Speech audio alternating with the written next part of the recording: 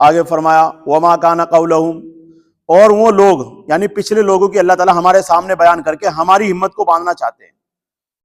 وہ پیغمبروں کے جو ساتھ ہو کر لڑے ہیں، پچھلے پیغمبروں کے ساتھ، ان کی زبان پر اگر تکلیف آئی، مصیبت آئی، پھر بھی انہوں نے یہ کہا اللہ ہمیں معاف کر دے. یہ نہیں کہا کہ اللہ کب تک مصیبت ہمارے اوپر رہے گی، یہ کبھی نہیں کہا. بلکہ کیا کہا انہوں نے؟ زبان سے کتنے، یعنی بدن تو ہے ہی مستقل مزاج، لیکن زبان پر بھی مستقل مزاجی کے ہی ثبوت پیش ہوا. اللہ ہم سے بھی یہ چاہتے ہیں کہ تم میرے محبوب کی امت ہو، خیر الامم کا تمہیں لقب ملا ہے، تم کیوں گھبراتے ہو دین کے معاملے میں؟ دین کے کام کو کرو، مستقل مزاج کے ساتھ کرو، اور کسی سے نہ دبو جب دین کا کام آئے.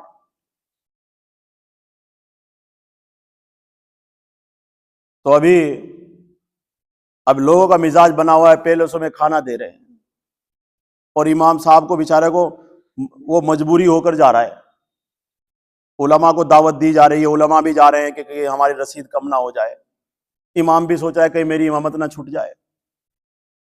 دبے پھر رہے، ہار گئے بالکل لوگوں کے سامنے، کمزور پڑے ہوئے ہیں ہر ایک آدمی. تبلیغی جماعت والے وہ بھی ہارے ہوئے ہیں، ارے یہ میرے گھر نہیں آئے گا، میں نہیں جاؤں گا اس کی دعوت میں، یہ ناراض ہو جائے گا. بس ہمت ہار بیٹھے ہم. یہ کوئی اللہ کا راستہ ہے؟ یہ کوئی دین ہے کہ تم لوگوں کے ساتھ چلو؟ ارے لوگوں کو اپنے ساتھ چلانے کے بجائے لوگوں کے ساتھ چل رہا ہے امام. علماء لوگوں کو اپنے ساتھ لگانے کے بجائے لوگوں کے ساتھ علماء لگے پھر رہے ہیں. اللہ مدرسوں کو اللہ چلانا جانتے ہیں، کسی کی رسید سے نہیں چلا کرتے مدرسے، کسی کے دینے سے. یا امامت یہ اللہ کا گھر ہے کہ لوگوں کے ہاتھ میں نہیں ہے، یہ لوگ کسی کو ہٹا دیں گے. اللہ وہ لوگ ہٹائیں گے، اللہ اس سے اچھی عطا فرما دیں گے. تو اس لیے ہمیں اپنے مستقل مزاج بننے ہیں. اپنے علماء کا بھی بنا، انہیں زبردستی نہ کھینچو کہیں بھی. اگر وہ منع کر رہے ہیں تو دین کا معاملہ ہے ان کے سامنے. خالق کو ناراض کر کے مخلوق کو راضی کرتے پھر رہے پیچھے پیچھے، اور وہ پھر بھی اپنی نہیں ہوتی نہیں. اگر تم مخلوق کو اپنا بنانا چاہو گے اور خالق کو ناراض کرو گے، کبھی بھی مخلوق تمہاری نہیں ہوگی. اللہ کو راضی کر لو، ساری مخلوق آپ کے ساتھ میں. لیکن الٹا ہو رہا ہے، الٹا.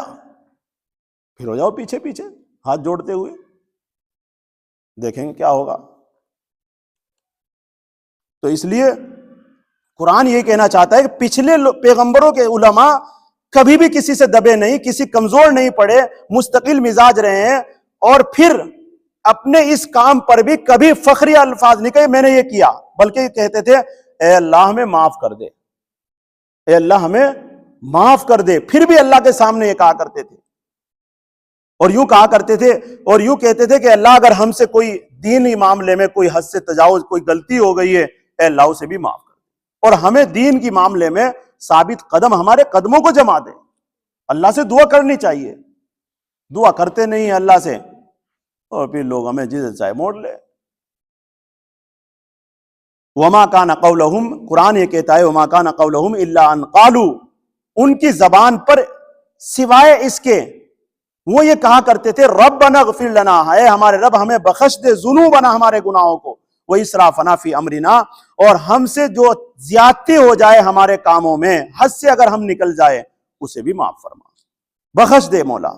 وثبت اقدامنا، اور ہمارے قدموں کو دینی معاملے میں جما دے. وانصرنا علی القوم الکافرین، اور ہم کو کافروں پر غلبہ اور مدد عطا فرما. یہ اللہ سے دعا